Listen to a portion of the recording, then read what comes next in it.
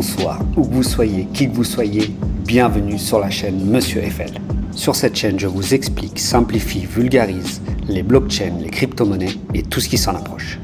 Alors pas de vidéo depuis quelques jours puisque je suis parti pour les Émirats Arabes Unis, Dubaï et Abu Dhabi où je me rends régulièrement dans le cadre de mon activité professionnelle. Je dispose sur place chez moi d'une ferme également de minage d'Ethereum composée de 23 cartes pour environ 1200 MH. Et c'est via iOS que depuis Paris je garde la main sur les rigs. Alors c'est ici à Dubaï que j'ai commencé le minage, donc c'est pour ça que j'ai un certain nombre de cartes. L'avantage est le prix du matériel avec une TVA de seulement 5% et le prix de l'électricité qui est de 9 centimes de dollars le kilowatt, environ la moitié de ce qu'on a en France. Le grand désavantage est la chaleur puisqu'il vous faudra climatiser toute l'année la pièce où se trouve votre matériel, ce qui double le prix de l'électricité et revient quasiment au même. Voici quelques images de Dubaï et de ma ferme sur place. PNC, préparez-vous pour l'atterrissage.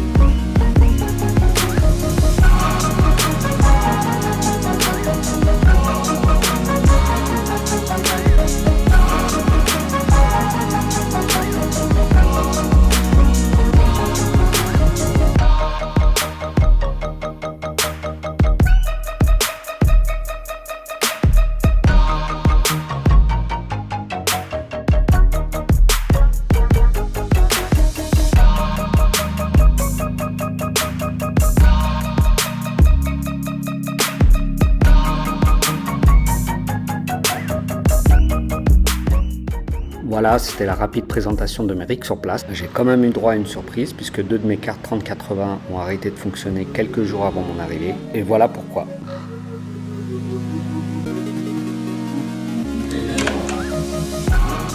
Les deux connecteurs PCI ont juste brûlé à l'intérieur de l'alimentation qui était loin d'être surchargée. Je vais essayer de la retourner au service après-vente, mais voilà le modèle que bien évidemment je ne vous recommande pas. Et je m'en sors bien, ça aurait pu être bien plus grave. Revenons maintenant au sujet principal de cette vidéo qui est le paramétrage d'iOS expliqué à ta grand-mère.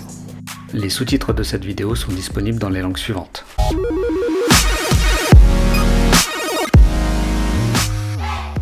Et c'est parti, je vous présente donc maintenant le paramétrage complet et nécessaire au minage de la crypto-monnaie Ethereum. Ça signifie que vous allez mettre à disposition votre matériel pour la blockchain Ethereum et participer à la validation des transactions envoyées sur le réseau. Vous serez donc rémunéré pour ce service dans la crypto-monnaie de cette blockchain qui est ici l'Ether.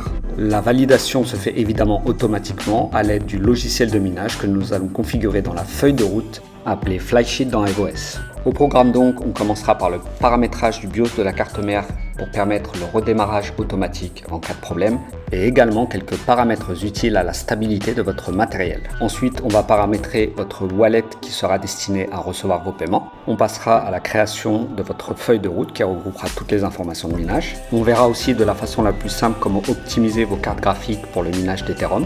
Et on terminera par le watchdog d'iOS qui vous permettra d'automatiser les réactions en cas d'anomalie. Soutenez la chaîne en utilisant ce lien et le code promo en description. Merci à vous. Allez, on commence avec quelques configs au niveau du BIOS. Allez dans Advanced Mode, généralement la touche F7 sur toutes les cartes mères. Rendez-vous pour commencer sur l'onglet Boot.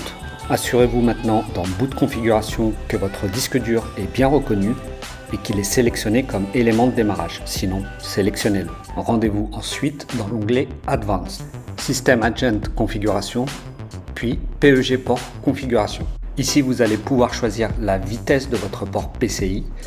Pour les cartes les plus récentes comme les 3090 ou toutes les cartes LHR que vous trouvez actuellement, sélectionnez Auto ou Gen 3. Si vous avez un doute, laissez auto. Rendez-vous maintenant dans PCH configuration afin de sélectionner la vitesse pour les ports PCI Express. Faites le même choix que précédemment. Pour info, j'ai pu lire que certaines cartes nécessitaient des vitesses de première ou seconde génération. Je n'ai jamais eu ce cas, mais si cela vous arrive, documentez-vous ou testez les deux autres choix possibles. Si votre carte mère est compatible, vérifiez que l'option 4G Decoding est activée, celle-ci améliore la stabilité pour le mining. Enfin ici dans APM configuration, trouvez sur votre carte mère l'option Restore AC After Power Loss et fixée à Power On afin de redémarrer le rig automatiquement en cas de problème électrique ou d'extinction forcée. Voilà, vous avez fait le nécessaire au niveau du BIOS. Maintenant, vous pouvez sauvegarder les changements et redémarrer. On passe maintenant à la création du wallet sous iOS. Une étape très simple et rapide. Cliquez sur votre ferme, onglet Wallet, puis Ajouter en cliquant sur Add Wallet. Sur la première ligne Coin, sélectionnez ETH pour Ether. Sur la seconde ligne Adresse, entrez l'adresse de votre wallet où vous souhaitez recevoir vos paiements. Sur la troisième ligne Name, nommez-le comme vous voulez. Afin de ne dépendre d'aucune plateforme ou exchange, j'utilise ici un wallet physique français, Ledger. La dernière ligne Source vous permet de sélectionner l'origine de votre wallet. Si elle existe dans la liste comme Binance ou Kraken, sélectionnez-la. Sinon, ça n'a pas vraiment d'importance, mais vous pouvez forcer en entrant le nom et en créant cette nouvelle ligne. La sélection Save as Global Wallet vous permet de rendre votre wallet utilisable par toutes vos fermes et tous vos rigs associés à votre compte. Sélectionnez-le si c'est le cas. La dernière option est une version bêta et n'est pas utile, elle permet d'afficher le solde de votre wallet directement sous iOS. Et c'est terminé, votre wallet est créé et prêt à être utilisé dans la feuille de route.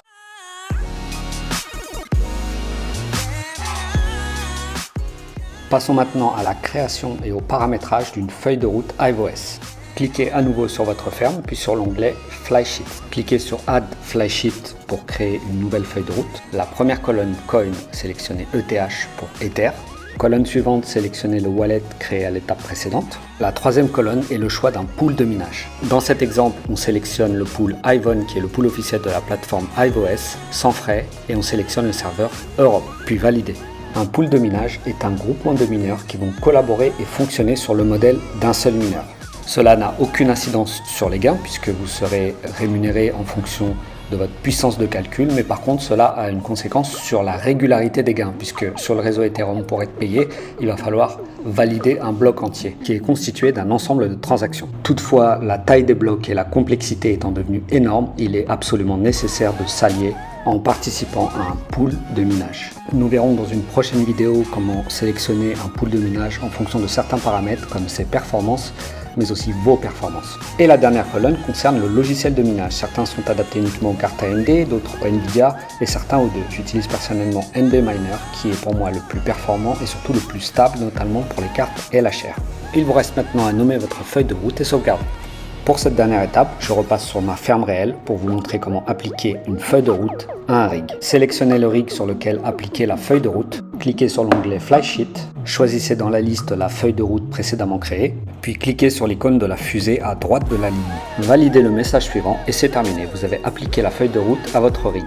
Vous utilisez maintenant le logiciel et le pool de minage choisi et vous serez payé sur le wallet sélectionné. Dans la partie supérieure de l'écran, vous retrouverez la feuille de route active que vous pourrez à tout moment modifier ou changer. Voyons maintenant comment modifier le paramétrage de vos cartes graphiques, également appelé overclocking. Et nous terminerons sur l'activation du watchdog d'iOS.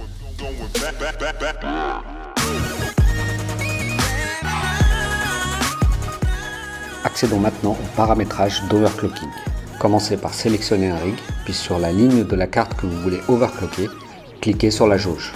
Dans mon cas, ce sera la carte ayant l'identifiant GPU 0, une Nvidia 3090 de chez Asus. La fenêtre suivante contient les paramètres modifiables.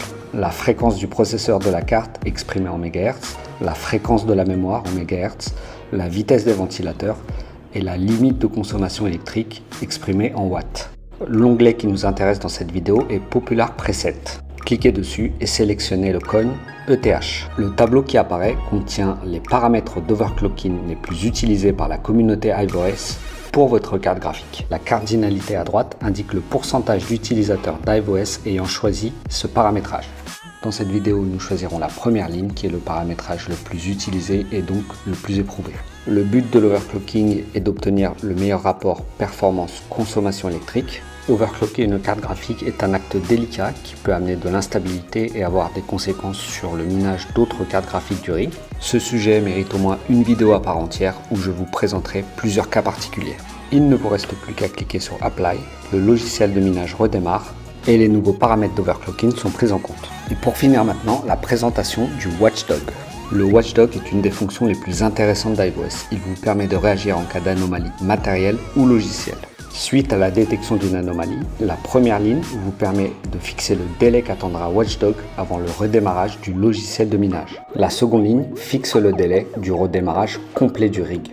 Il est logique que le délai de la seconde ligne soit supérieur à la première ligne, sinon votre rig redémarrera en cas d'anomalie systématiquement. La troisième ligne permet de forcer le redémarrage en cas de lenteur du système. La ligne suivante permet de forcer le redémarrage en cas d'accumulation de transactions en échec. Le bouton suivant forcera le redémarrage en cas de perte de communication avec une des cartes graphiques du rig. Le bouton suivant empêchera votre rig de redémarrer en boucle en cas de perte de connexion internet. Les 4 sélections suivantes que je n'utilise jamais permettent de forcer le redémarrage en cas d'anomalie électrique sur le système.